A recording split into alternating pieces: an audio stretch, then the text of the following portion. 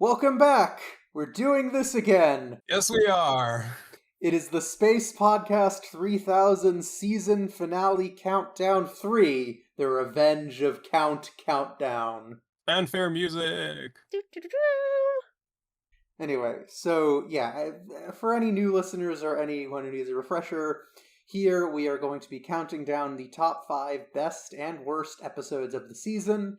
Our methodology is that the three of us each individually ranked the episodes in order of preference, and then essentially gave them a linearly scaling number of points based on their positions, totaled them up, and then we have our list. And in the case of ties, we just went based on which of them is ranked higher on more of our lists than the other. And if you like the way that works, talk to your local representative about preferential voting. Good idea, yes. Please do that regardless. Anyway, should we jump right into it? Yeah, we doing worst first? Normally I think we would, but here we actually have for best an honorable mention because it was actually a 3-way tie. So, it wouldn't be fair to knock it off the list. So honorable mention for 6th best episode of the season is The Day the Earth Stood Stupid. Yeah, this was a pretty solid episode, mostly because it does kind of play into a lot of the previous episodes that came in the series. I mean, it's a very plot-heavy episode. It's very solid with its writing. Yeah, and it's also really funny. That helps too. It's plot-heavy, but it also moves really quickly, so you get through it. There's always seems to be enough happening in the episode that you don't really get bored, because it's a very plot-centric and very heavy episode to get through. It's just a really fast kind of good fast-paced episode. Yeah, the constant forward momentum in this one is fantastic, and it sets up a lot of things that will be important later, which, you know what, that's appreciated on a rewatch. So if there's nothing else to say, let's move on to the number 5 worst episode of the season, which would be episode 11, Insane in the Mainframe. Yeah, this one was pretty low on my list. This one was about the middle for me. I mean, I don't mind it, but it can be really painful to watch at certain points. I had it pretty near the bottom because it is very difficult to watch, and it also just has some really gross ideas and implications when it comes to mental health and mental illness. Mm-hmm.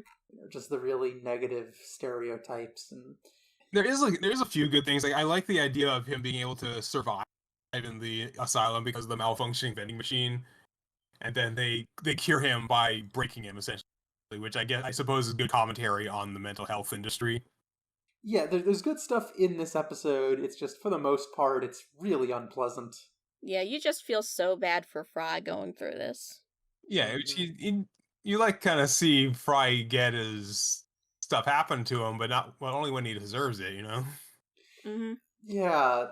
See, that's the thing about torture porn episodes. They are entertaining when the character in question deserves it, when they've done something awful and it's karma. Like Squidward in the really good Squidward torture episodes of SpongeBob SquarePants. But if the character has not done anything in that episode to deserve this torment, like Fry here was just an innocent bystander, then it's not satisfying to watch. It's just really uncomfortable and you feel bad, like the really bad Squidward torture episodes in SpongeBob SquarePants. Or this. Yeah. Honestly, I would say skip this one, except for the fact that it introduces Roberto, who is a recurring character. Yeah. The thing is that even Roberto doesn't really get his comeuppance later. Yeah, well, he gets damaged and caught by the police, debatably, but, due to the inherent problems in our justice system, who even knows what's going to happen to him? Enough depressing stuff. Let's move on to number 5 best. Yes, which would be episode 19, Roswell That Ends Well. This is a good one. Especially if you're into time travel episodes, this is a really fun one. I'm going to say it, this should have been the season finale. Yeah, it's a really good one. It's late in the season, but it's fantastic. Yeah, it's definitely a high point, and it is probably the biggest episode here in terms of long-term ramifications. Yeah. I mean, you could argue that The Day the Earth Stood Stupid is a bigger episode in terms of the stakes, where the entire This one, you universe... wouldn't have the Daily Earth Stood Stupid without this episode. Yeah, Yeah. this is a much more personal story, but that doesn't mean it doesn't have a big impact on the characters specifically. And it's just a very good, very funny episode. There's some really dark humor in this one, like the fact that he ends up getting blown off, and then Fry tries to comfort her by saying, "If it's any consolation, he can't come back as a zombie." That was a good joke. Honestly, more hits in this episode than misses. There are not very few jokes that weren't laugh out loud funny. Yeah. And you got Squidward being, well, technically he is an alien. You got them thinking Squidward's an alien, but the fact that they think he's Zoidberg? coming there. Zoidberg's an alien. Yeah, Squidward. Yeah, Zoidberg, not Squidward. Because you were talking about Squidward earlier. So If Squidward was an alien, SpongeBob SquarePants would be a very different show. it is a show about a talking sponge, so I don't know how much more different it could be. A fair point. Yeah, you got Zoidberg pretending he's an alien, which I guess technically he is an alien, but the idea that people are kind of paying attention to him and thinking he's a conqueror is really kind of, if you know the series, like, yeah, he's definitely no conqueror. Well, the important thing is he's meeting new people. Yeah. Anyway, yeah, this is just a very solid episode. I would say probably one of the best in the entire series. Well, any of the ones that have reached our top 5 lists would be worth watching. Mm-hmm. Oh yeah, this is just a very solid season overall. Yeah, this one did have a lot of really good episodes in the top. Yeah, it did. So just because it didn't make the list for best doesn't mean it's not a good episode. Because frankly, the vast majority of this season were hits, like just way more on than off. Yeah, this episode was tied with number 4 and our honorable mention. We ranked him differently because of the way we put him on our individual lists. Yeah, so just bear in mind that there was so much more that would have made the list in any other season. I mean, we could have done a top and bottom 10, but that would take there too was long. enough episodes in this season to do that, but we think that might have been a bit because the middle ones are just kind of, we really had a hard time ranking a lot of the middle ones. Yeah, because they're all just around the same. But I think for the most part, the top and bottom 5 we were pretty agreed upon. For the most part, yeah. So we've talked about this one episode for a long time, so let's move on to the number 4 worst of the season, which is episode 16, A Leela of Her Own. It's just a bland, kind of nothing episode, which is strange. It has a good opening. Yeah, the stuff with the Signoids is really neat, and that as I said this when we were talking about that episode in depth, that should have been the plot of the episode. I can't even remember the opening of this episode. That's how little of an impact it left on me. Yeah, I mean, this episode is just kind of boring and mean, frankly. Yeah, poor Leela. Poor Leela, seriously. They actually have a new League of Their Own series out on Amazon. Huh. Oh, okay, the Signoids. I remember now. The one with the pizza parlor. Yeah. That probably would have been a much more memorable episode. Yeah, absolutely. That I do remember that a lot. They were great. That should have been the entire episode. That's the problem. That's the entire problem with the episode, is that you wanted to see more of the side characters that they didn't focus on. This is the problem that some, I think, like Simpsons episodes and just episodes of sitcoms in general face, where the B plot is more engaging than the A plot, and yet the A plot's the one that gets all the screen time. I mean, really, the Signoids don't even really qualify as a B plot here, because they got, 2-3 scenes? It's an impetus. Yeah, you see that in a lot of Simpsons episodes. They have, one thing lead to another thing, which leads to another thing, which leads to the main part of the episode. Yeah, that is kind of like what happened here, and those are not the best episodes of The Simpsons. Yeah. Honestly, I feel like the Signoids were they don't even really qualify as a B plot. They're more of a runner. Yeah, they're just a joke. They get 2 scenes, and then it hastily is wrapped up later in the one scene they come back for. What a waste. Yeah. So I think we talked about this nothing episode enough, unless either of you have anything else to add. Nope. What episode? Good point. Alright, so let's move on to the fourth best of the season, which is episode 20, Godfellas. Ooh, yeah. Another really good one. This is almost identifiable as almost a bottle episode, I would say, because it does take place in just more or less one location. Then you kind of have the supplemental stuff back on Earth. Yeah, you're right. And, for the most part, I assume drawing, outer space is pretty easy. Just dot in a few stars, some planets, nebulas here and there. There you go. Yeah, there you go for your backgrounds. Probably use a star brush. Which means they're kind of able to put more effort into the other backgrounds. So you have, the big Himalayas and stuff. Yeah. And this episode is also oddly philosophical. Yeah, it definitely has this existentialism. Is that the word? Yeah, that's correct. Yeah, having some more serious ideas in your comedy can really make it resonate a lot more. Yeah. Especially philosophy couched in humor is a good way to teach it. Oh yeah, absolutely. That's one of the big strengths of The Good Place, which is probably one of my favorite sitcoms ever. And yeah, I need to watch that. I've heard it's really good. It's great. I have a friend who's been watching it recently, and the humor is not really gelling with him, but he is enjoying the characters.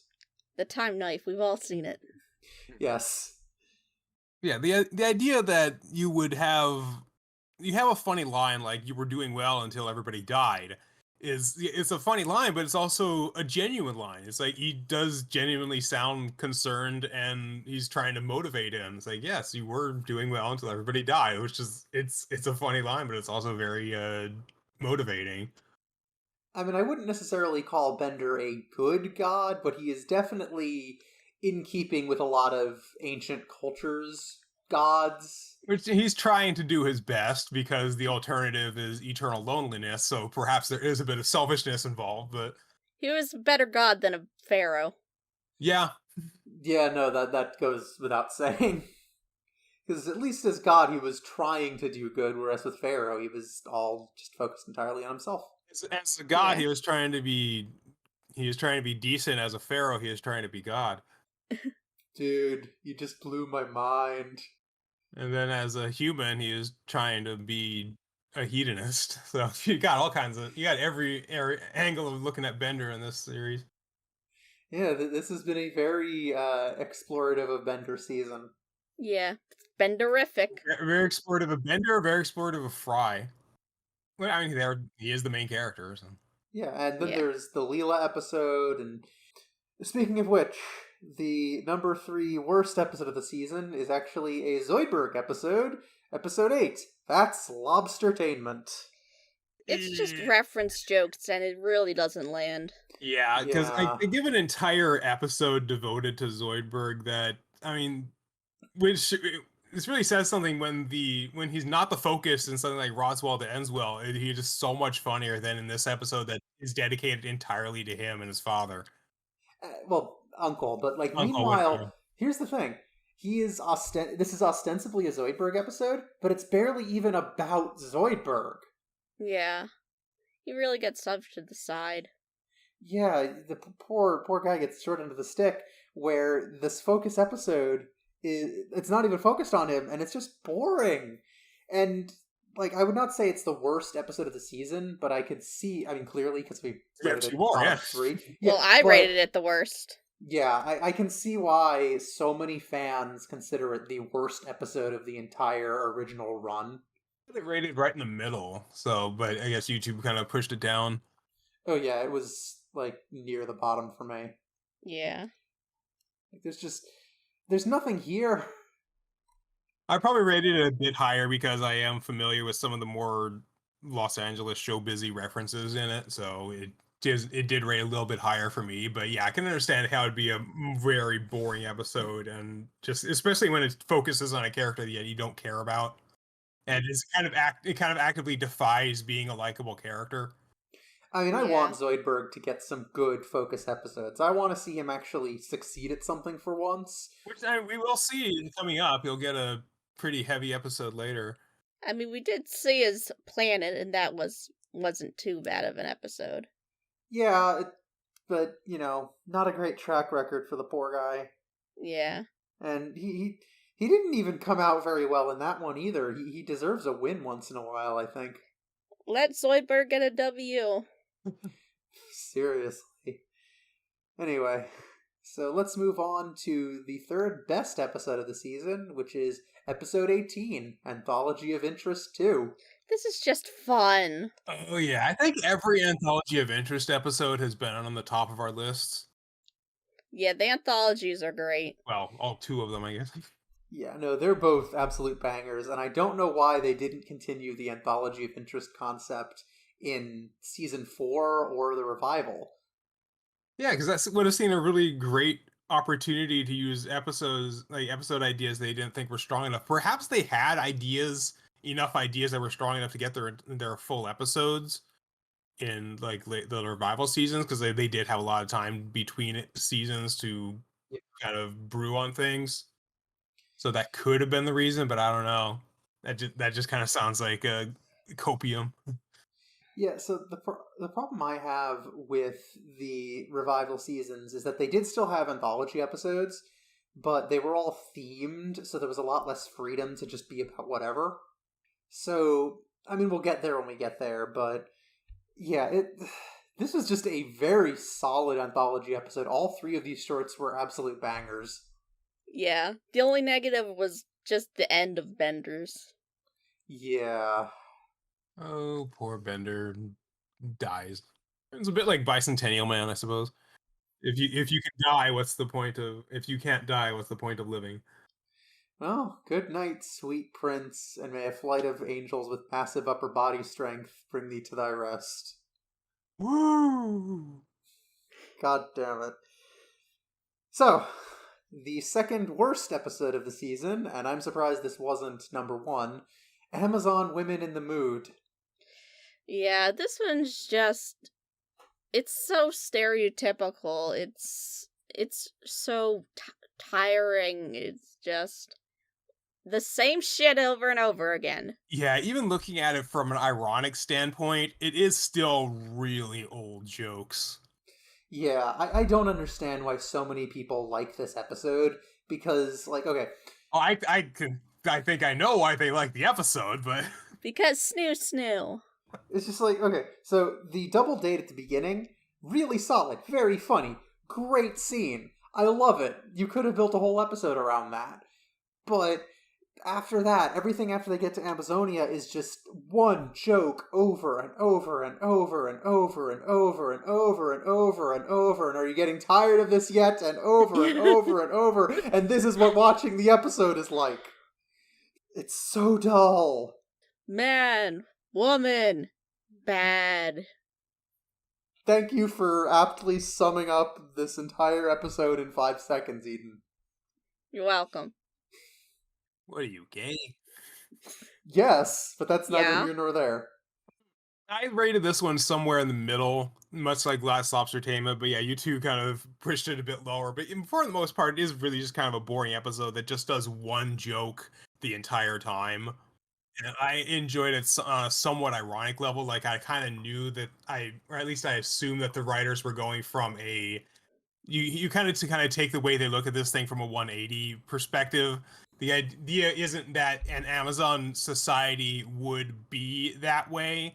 It's the idea that they think the fact that an Amazon society would be that way would be funny. So it's I thought about this in a more sort of medicine tactic way of saying that they're not saying that this is just that they're saying that people think that they should be saying this. It's a really roundabout way of looking at it, but overall it just wasn't a very funny episode. They didn't do enough with the concept of the jokes anyway. They didn't evolve the jokes in any way. They just kind of kept that one joke and just did slightly different variants on it without going anywhere with it, which was just kind of boring to me. Yeah, I'm not saying that, the writers believe all of these gender stereotypes that they were regurgitating in this episode, not even subverting, just regurgitating. It's just that it's the lowest of low-hanging fruit. It is so zero effort, and there were so many more interesting things they could have done with this episode premise. And it's so boring. So, Moving from that to much more positive note, the second best episode of the season, with episode 2, Parasites Lost. This is just a solid episode. Oh yeah, this is a great one because you finally get to see Fry get what he's been working so much for throughout the entire series. Until his existential crisis. Of course. Yeah. Yeah. But poor guy, he gets everything he ever wanted, and then he has to see the constant insecurity of, is it me or is it what, the way I'm acting? Is it me or the mask? And as someone who's autistic, and at this point I had been masking for those not in the way, masking is just a term for someone who's autistic. The behaviors that you put on and the way you modify your bearing for the sake of people who are neurotypical, to try to fit in better, and it is basically like wearing a mask 24/7. And I've been doing this for so long that I don't even know where the mask ends and where I begin anymore. But with that, I could absolutely relate to this dilemma that Fry has, where he's just wondering, is it me or the worms that she loves? And so he has to know. And it's such a tragic way to end the episode, but... It is, but... you gotta have hope. And it's relatable in terms of people that they start acting in a way that feels different or wrong about themselves, but then things end up working out in their favor because of the way that they've changed the way they act. But it's the whole idea of like, well, am I acting this way because I'm actually this way, or am I acting this way just because I'm getting good things out of it? Or is the only reason that I'm acting this way because I'm motivated to do this way? But would I act this way if I didn't get the reassurance of positive things happening? So it's this whole like, what exactly am I doing? Who the hell am I at this point? Yeah, I mean, to look at it another way, are you familiar with the concept of imposter syndrome? Oh yeah. Yeah. Yeah, because it's kind of like that. The same sort of idea. But overall, we have gotten some very heavy topics here. But yeah, this is That's very why good these episode. episodes are at the top of the list, because they spur so much discussion about these sort of things. Yeah. The best comedy tells you something about the world or about yourself, and I mean, this episode absolutely did that. Yeah. It's just the emotion of it is just so good. Oh yeah. In conclusion, watch this episode. Even if you're not interested in Futurama, watch this episode. I mean, if you're not interested in Futurama, why are you listening to this podcast? I don't care why they're listening to this podcast. I'm telling them to watch this episode. So... worst episode of season 3. Yeah, for every light, there must be a shadow. For every positive, there must be an equal and opposite negative. And so the worst episode of season 3 is episode 5, The Bird Bot of Icecatraz. Absolute bottom of my list. I hardly remember this episode. I just remember penguins. Same. Yeah. Like, this episode left so little of an impression on me that when I was looking back over my list and trying to, double check everything and make some final tweaks, I couldn't even remember what episode this was. I had to look it up. Yeah. Yeah, that's pretty much how I felt when I watched this, because I've been ranking this as we went through this series, and this one, like, as soon as we saw this one, I'm like, just bottom of the list. And for whatever reason, nothing ended up taking over that bottom spot the entire series, the entire season. So we say that numbers 4, 5, and our honorable mention for best were all tied. So this was at the bottom of the list, below Amazon Moon in the Mood, and in terms of the point values, it wasn't even close. There was a 4-point difference. Wow. Yeah, mostly because this episode is just boring. It's just, there's really no good humor to be found in this episode. There's a couple of interesting ideas, like the fact that Bender reprograms himself as a penguin, but it's like, why would that even be an option for a robot like him? Why would he need to reprogram himself so that way? He's a bending unit. Yeah, and like Bender and Fry's arcs in this episode don't even make any sense. Fry had an arc? Right? I remember Leela being like talked into killing penguins or something. Yeah, God. Free Waterfall Sr. is an entertaining character, and he deserved a better episode. Oh no, sorry, this is Free Waterfall Jr. God, this episode was so forgettable. I am mixing up my members of the Waterfall family. Yeah, what? No, wait, no, hang on. It was Free Waterfall Sr. Yes, it was. Yeah. Why? Do you see how nothing this episode is? That I am forgetting details about it while we're talking You're about forgetting it. details about characters you actually like. I should probably just go back and listen to our episode on it because that's how little I remember it. Double the view count. I mean, hey, yeah, go for it. So yeah, the fact that we're really struggling to think of what to say about this episode is just kind of evidence of how little of an impact it left. Just Bird Bottom Ice Catraz is like it's. And even the title doesn't have anything to do with the episode. Yeah, it's nothing. It's just he's a penguin robot. Ha ha. Yeah. Where's the joke? It's just, okay, you have a funny premise episode. What are you going to do with it? File not found. I guess that more or less sums up this episode. File not found. I barely remember it. So, let's finish this off with a bang. The best episode of the season is episode 4, The Luck of the Fryrish. Coincidentally, also absolute top list. Top of my list. Oh, like yeah. with Parasites Lost, it's very strong emotionally. Yeah, literally, both TZ and I rated this as our top episode, and Eden rated it number 2. So, once again, much like the difference between our bottom 2, the difference between our top 2 in terms of point values was not even close. This is just such a good episode. Because it's also because you get this episode that kind of spans across multiple, like at least 2 different generations. No more than that, because it has Fry when he was younger, or Fry back before he got frozen, and then it has the stuff that continued after that, and then he had his nephew that continued sort of his legacy, and like Fry believes that he could have been this great person if he still had this clover, if his clover hadn't been taken away from him. And just he spends this whole episode thinking that his brother betrayed him, and really no, his brother really loved him. And it's like because you have this story that's kind of it's a mystery story, which I feel like is a great way of telling this sort of thing. And then you have this reveal at the end, and you have the great humor along the way.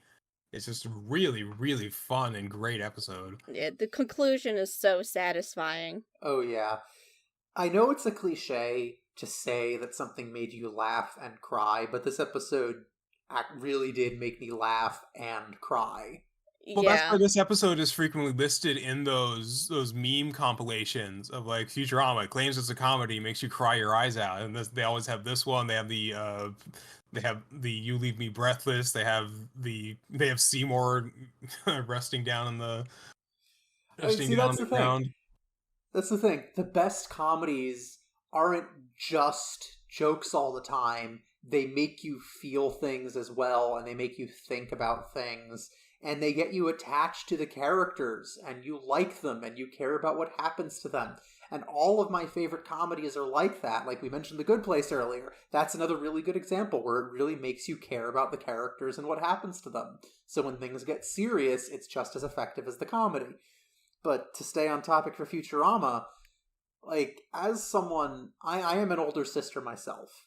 And so when we got these scenes with Yancey and how much he missed his baby brother, that really hit me because I feel that. My younger brother is still around. We still talk regularly, but he's on the other side of the country and I barely ever see him. And it's hard, because we were always close growing up. And this is you knowing that your brother's still around. You could still reach out to your brother, but like with Yancey, he doesn't even know what happened to Fry. Exactly. Fry just disappeared one day. If something happened to Alex, I don't know. That would hit me. I don't even know how long it would take me to recover. I don't know if I'd ever be able to recover. It's just when you're an older sibling, that is just that's what it's like, you It's a unique sort of relationship where they annoy the piss out of you, but you would do anything for your younger sibling. I think it works both Absolutely. ways, honestly, because I was the annoying younger sibling as well. But Yeah, so we've got this from both perspectives here. Yeah, I miss my sister so much. She's away at college right now, and we don't talk a lot, but I do miss her. I often dream that we still share a room. No. well, Call I her later, definitely don't miss sharing a room with my brother. But Yeah, I don't miss that either, but I miss talking before bed. I feel grateful that I never had to share a room with my younger brother unless we were, like, traveling and at a hotel. But, yeah, I definitely miss having him around and getting to spend time with him. Because even when we do see each other now, it's just for maybe an afternoon here and there once a year, and I'm sorry, I'm talking more about my life than we are about this actual episode, but this is... it hit me right there, you know? If I was going to introduce someone to Futurama and what made this show great, I think good chance this is the episode I would show them.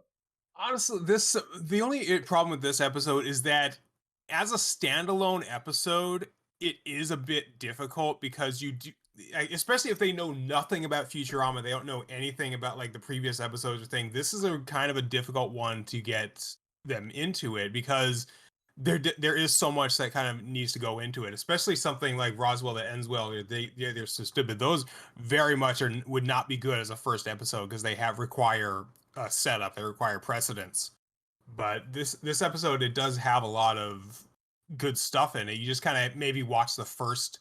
Maybe watch the first two episodes, and then you kind of show them this. Because honestly, I feel like if someone hasn't seen the show, you would kind of need to at least show the pilot, so they at least have they understand what's going on.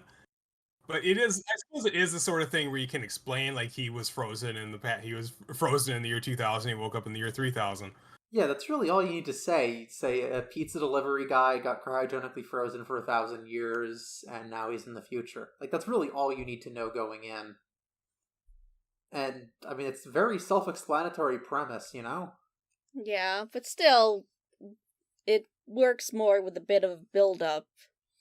Oh, Yeah, to that sure. episode. Part of the question is, would this episode have as much of an impact if you hadn't already sort of set your expectations with how the rest of the series has been? Because a lot of the series has been mostly comedic, but then you get an episode like this that is a really standout emotional episode, and that causes it to stand out above the rest because you have your set of expectations of all the previous ones. But if you were to come into this episode seeing just the heavily emotional episodes, would that be your baseline of the series? And then you would have a much weaker interpretation of the other episodes. Well, that's the operative question, because unfortunately we don't live in a universe where only those dramatic episodes exist. We don't have a control group. Well, that could be worth experimenting. Like you show people just the best episodes, and then you show them the rest of the series. I don't know. That would certainly make for an interesting experience, I think. Kind of like that joke from Family Guy where they talk about showing someone all the Monty Python sketches that aren't funny or memorable. They're just weird. But yeah, like my point was less this is an introduction to the series and more this episode just so perfectly encapsulates everything that makes this show great. Oh yeah, absolutely. This is a phenomenal episode. And like we complain a lot. We complain a lot about problems in this series, and when there are weak episodes we can be very negative, but on the whole, this is a very good show. And Luck of the Fryrish really does demonstrate why. Like, why it's been so enduring in people's consciousness, why its cult following has remained so strong to this day, even years after its second cancellation. And why it's coming back. Why there's so much demand. How many shows get this many revivals? And it's not just like you look at Star Trek, but that's like multiple different series. Like Doctor Who has multiple different series.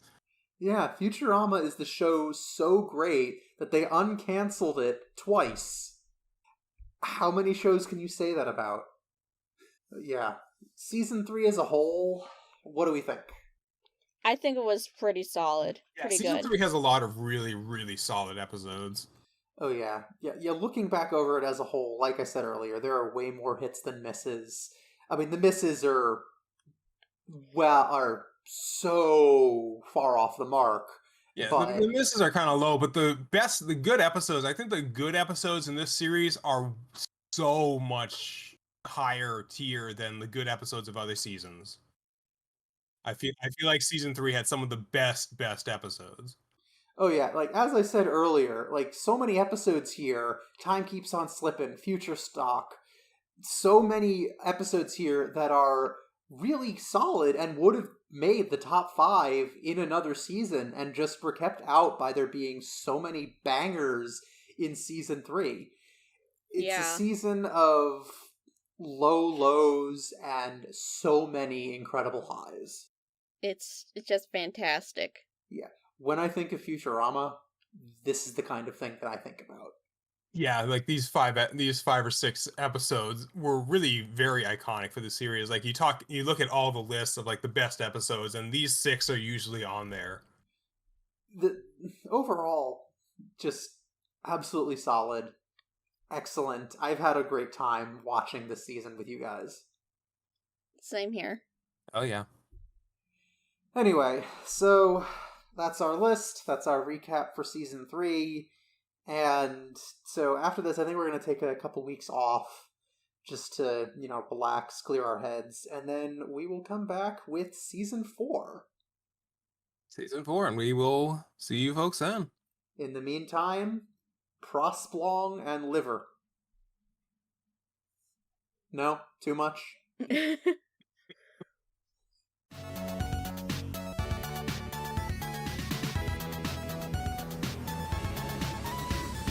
Thank you for listening to Space Podcast 3000. Your 3 voices of the future are Nova Altman, Doug Hancox, and Eden Valerie. Your theme music is Voxel Revolution by Kevin MacLeod. You can support the show and listen to new episodes a full week early at patreon.com/SpacePod3K. Follow us on Twitter at SpacePod3K. Be sure to join us next season as the Planet Express crew witness the miracle of childbirth and Kif gets knocked up a notch.